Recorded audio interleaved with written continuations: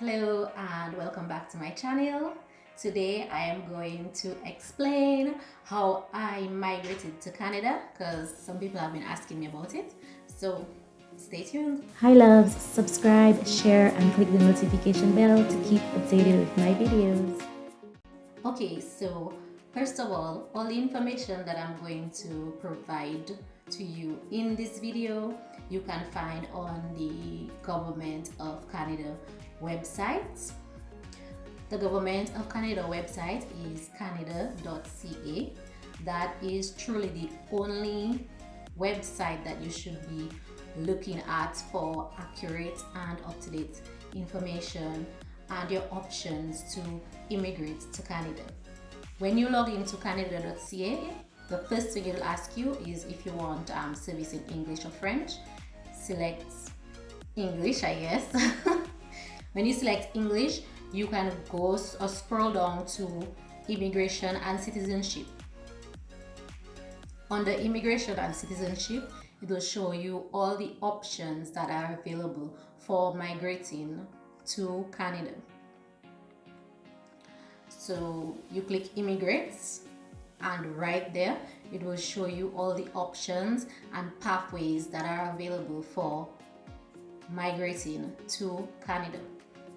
The path that I used to come to Canada was express entry, but there are several other pathways that you can utilize. Choose one that matches your certain circumstances, education level and all your skills and all of that. Choose one that works for you. To me, express entry was the easiest option. There are also other options as well, which I will speak about in another video. But today I'm going to talk about express entry. Okay, so on the canada.ca website, you can click express entry and it will show you right there all the things that you need.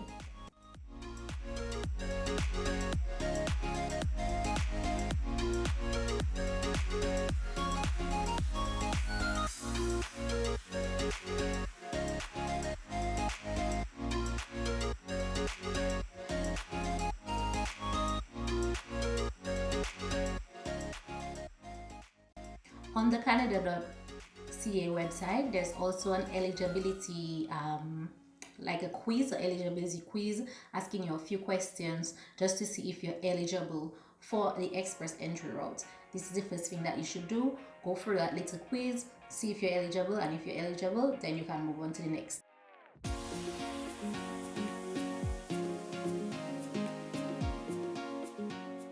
Now, just a little disclaimer, from the time that you go on like Google Chrome or whatever browser that you have and search Immigrate to Canada, a lot of different websites are going to come up telling you that they can do assessments for you, they can get you to Canada, do this quick assessment to find out how many points you can get and how soon you can come to Canada.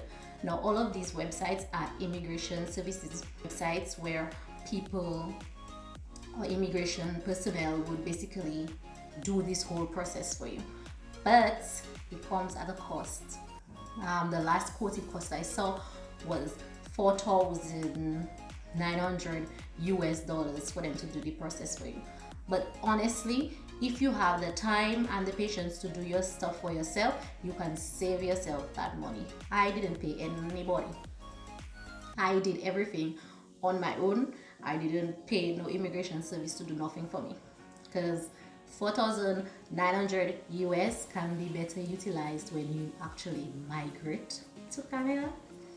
Before you actually start the express entry process, and which is applying on the canada.ca website, there are things that you have to do, documents that you have to get ready. So number one, before you can apply to express entry, you need to do an English language test. I know, if you come from an English speaking country, again, why the hell I have to go and do English language test for? English is my native language, like, what the heck? But it's a must. Even if English is your primary language, you must do an English language test, because Canada wants to kind of verify that when you do immigrate to Canada, that you can properly speak, listen, understand, and write English. So there are two types of tests that you can take. You can either take the IELTS, which is IELTS, or the CELPIP. These are the two English language tests that Canada accepts. There are two different types of English language tests. There's one for general purposes and there's one for academic purposes. If you are coming into Canada through express entry, that's for general purposes. If you're going to study or do anything academic, then you'd have to do the academic one. With the IELTS, you just go onto the IELTS.org website and you can find all the information about the tests. There are 4 sections of the test, okay? So there is speaking, listening, reading, and writing, okay? The listening, reading, and writing you will do in one sitting of the test. So it's just back-to-back sections. As the words imply, listening, the listening portion is where you have to listen to a recording of people speaking and answer various questions on what you heard. The reading portion, you have to read an article, answer various questions on what you read. And the writing portion, they give you a couple topics. You choose one and you write a 500-word composition on that topic. It is not anything hard, but it's always good to practice so that you can know like the structure of the exam. And on the IELTS.org website, there's a lot of practice questions and recordings, lots of practice exams that you can just quickly go through and make sure that you understand everything, because all of these sections are timed, okay? So you have to be able to do them pretty quickly and answer all of your questions, okay? Then you have the speaking portion, which is done separately. In the speaking portion, you will have a conversation with an invigilator. They will ask you a couple of questions, you answer in English, and that's it.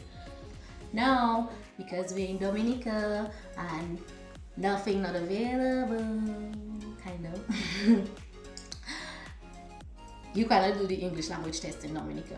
The only places in the Caribbean that you can do the English language test, and that is the IELTS. CELPIP is only available in Canada and the US and other places except the Caribbean. But IELTS is actually available in Trinidad, UE Trinidad, and Jamaica, UE Jamaica. So you'd have to travel to either Trinidad or Jamaica. The test is conducted on the UE campus on both of these islands. So you'd have to travel to one of these islands to actually do the test in person. And no, the test is not available online. No, they haven't made it available online because of COVID. You have to go in person and do the test, okay?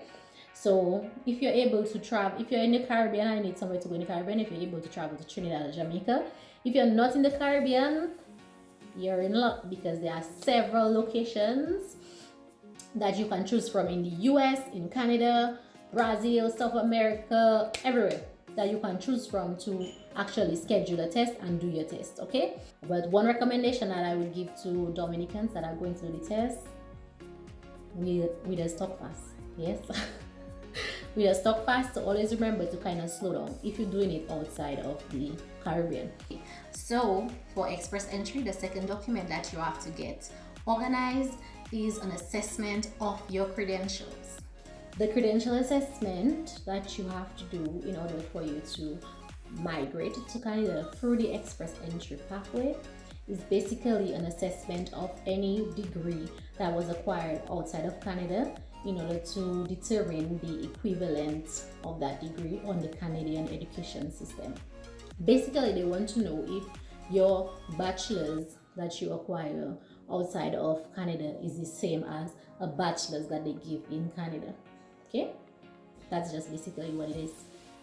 In order to get the credential assessment done, there are certain accepted organizations that you can do those with, accepted by the Canadian government, and all of that is on their website as well. I'll put the link below.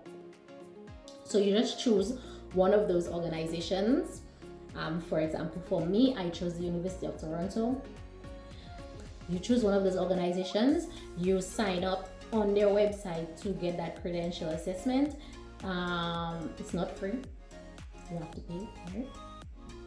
It's usually between between 200 and 250 US, depending on if you want them to like FedEx it back to you, because you need the actual original for you to apply to express entry. So you apply to University of Toronto, for example, to do the credential assessment. You pay your fee. After you pay that fee, you contact your university. So your university where you acquired your degree sends your transcripts directly to whichever organization that you choose to assess your degree. Okay, so when they send that over to them, and all the information that you give them when you sign up to do the credential assessment, for example, with the University of Toronto, I had to provide or upload a copy of my degree, my name, general information, and all of that, and where you want them to send the assessment to you. Okay, so after you do that, you get your university to send your transcripts, and you basically have to wait. It takes about a month for them to do the credential assessment, but given COVID right now and the fact that a lot of people are still working from home, it might take a bit longer than that. Okay, so keep that in mind. But after they assess your degree, they send you a report basically saying that this is your degree, this is the Canadian equivalent, where it was assessed. Simple. Let's explain what is proof of funds. Okay, to immigrate to Canada through express entry, you have to prove to the Canadian government that you actually have money to come to Canada and to actually settle properly, because the Canadian government is not going to like give you anything. Like they're not going, if you go for express entry, they're not going to provide you with a job or anything like that. You have to go and look for your job. You have to go around the place. You have to go and do what you have to do, right? They're not going and like give you any handouts or anything like that. Now there are settlement agencies to assist you in like fixing your resume and watching webinars on how Canadian job market is and so on. But besides that, when you get to Canada, you have to do what you have to do. You understand? Alright, so basically you have to prove to them that you have money to come to Canada and settle. If it's just you that is applying, I think you need like to show that you have in your bank account 12,900 Canadian. If it's two people, you need like 16,000 Canadian. You need to show them that you have that money in your bank account through providing them with bank statements when you apply for Premier Residency and express entry. Alright, so now that you've completed your English language test and you have gotten your credential assessment, you can now apply for express entry. What is express entry? So express entry is basically a pool of all the candidates or all the people in the world that want to immigrate to Canada that are actually taking that pathway, that express entry pathway. So all the people that apply to express entry, they will be given a score, okay? And that score is called the CRS score. So you're given certain amount of points for different elements, okay? For example, based on your education level, you get a certain amount of points. Based on your work experience, you get a certain amount of points. Based on your age, for example, you get a certain amount of points. The younger you are when you apply, the more points you get. And based on your skills, you get a certain amount of points. So after you fill out your express entry application, the system will generate the amount of points that you have and tell you this is your CRS score. When you apply for express entry and they give you this score, or they give you a CRS score, you're put in the pool with all the candidates, okay? And every month, I think it's twice a month, the government of Canada does a draw, what they call a draw. So they'll actually go into that express entry pool with all the candidates and pick those people with the highest scores and ask them to apply for permanent residency to come to Canada. No, not because you have a low score for you to feel defeated, okay? Based on your employment, you can still get through. Canada has several provinces and each province wants different skilled workers. For example, some provinces want welders, some provinces want farmers, some provinces want accountants, some provinces want bookkeepers, people are doing accounting, so other provinces want mechanical engineers. So based on your career, even if you have a low score, based on your career, one of those provinces that want that career that you have to offer can actually nominate you, okay, which I'm going to explain after. So don't feel defeated if you have a low score. Now on the Canada.ca website, you can actually look at previous draws that the government has done to see the minimum points that they have pulled out from the draw. So in each draw, they will have a minimum point benchmark that they're not going to take people below that score, and only people above it that they will take. Okay. So after you get your score and you're put into that pool, you basically just wait for each draw to pass to see if you are called up from that express entry pool. Now let's talk about province nominations. Provincial nomination basically is when a province in Canada sees your information in the express entry pool and decides, I want this individual. They have the skills, job knowledge, and work experience that we need in our province. I want this individual. Okay. So if a province decides that they want to nominate you, then you'd have to go through a whole other process of applying to that province, giving them all your information that you have in your express entry profile, because the provinces cannot see everything that you have in your express entry profile. They can only see the basics, I guess. All right. So if a province nominates you, then you have to apply to that province based on their process, if it's online or if it's through actual forms. Apply to that province, and if they accept your information, then they award you 600 additional points. So if you get 600 additional points, you are sure to get called up to apply for permanent residency, right? Because 600 points is a lot. So 600 points added to what you already have. Let's say, for example, you have 300 points.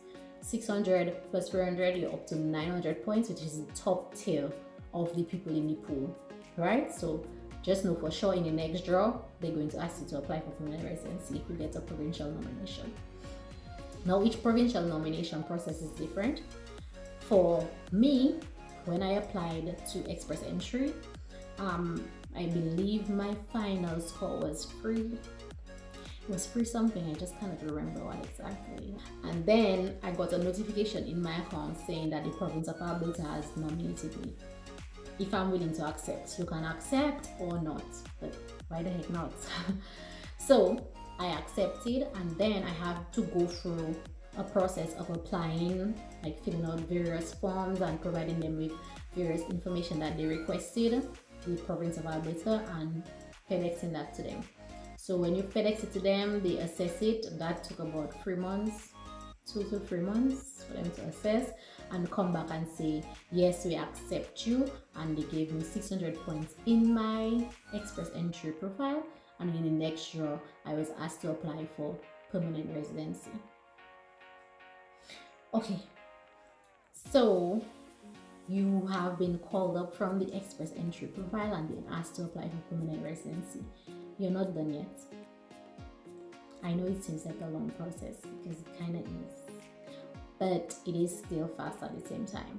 If you enter the express entry pool and get called up soon and then apply for permanent residency, the process would basically take about a year and a half if you push it at a year and a half about. Okay, so it's not like come to Canada quick. You need to do all what you need to do, and it takes about a year and a half. After you get called up from the express entry pool to apply for permanent residency, then you have to go through a process of doing a new application for permanent residency, giving them all of the information that they need, and providing them with all of that. And then after you submit that application, you actually have to wait 6 months for them to assess your application. During that 6 months, they will ask you to do what is called biometrics. Okay, biometrics is basically fingerprinting. Now, because we're in Dominica again, we have to travel to actually go and fingerprint. In that case, I had to travel to Barbados. Barbados has a Canadian embassy, as well as St. Lucia has one now, I believe. So you either have to travel to St. Lucia or Barbados to actually do your biometrics. Okay, and after 6 months, they will tell you you're permanent resident or not. Okay, I think that's all I'm going to do for today. I will have any follow-up videos. I may have any follow-up videos. I think maybe I missed out a couple of things, I'm not sure. But if you have any questions, leave them down in the comment below and I will be more than willing to answer and assist you. We all gotta help brother and sister out, so yeah. If you have any questions, leave them below. I'll try and answer all of them or make a new video to answer all of your questions or whatever needs to be done, I'll get it. Okay, yeah, so thank you for watching. Have a good day. Okay, so this video was basically just a summary explaining express entry.